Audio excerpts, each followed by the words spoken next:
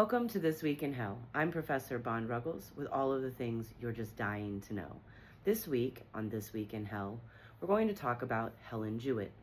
Now, you can get a lot more information about Helen Jewett by reading the book that was written about her. But her story goes a little something like this. She lived in New York City. She was a sex worker. She was a sex worker who was quite successful. She meandered in and out of upper class society. And then one day she would be found murdered. Now, the reason her story is important is not just because she was a sex worker who kind of broke the mold and was able to intermingle with those of the upper echelons of society, but also because of how she was murdered and how that trial went. So because she was a sex worker, when the trial happened for the man that was guilty of killing her, or allegedly guilty, he was acquitted on all charges. No one was ever brought to justice for a very violent, bloody, and unfair way for a woman to die. But you see, in the broader picture, this was not an uncommon scenario when you're dealing with crimes against women, particularly those who do not live within societal's expectations of gender roles.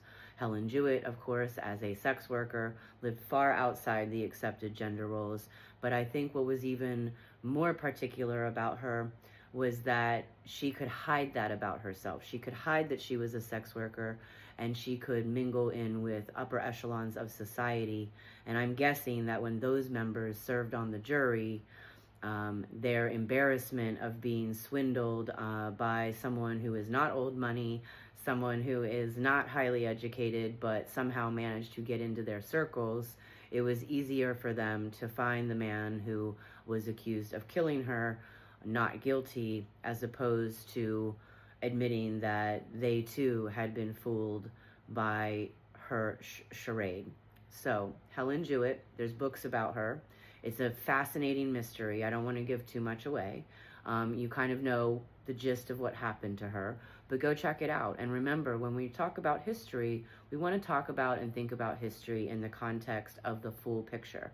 Even though a story is singular in and of itself, it always has something to do with the much broader picture of what's going on in the United States or the world at that time. Thanks for joining us this week on This Week in Hell. Stay tuned next time. See you next week.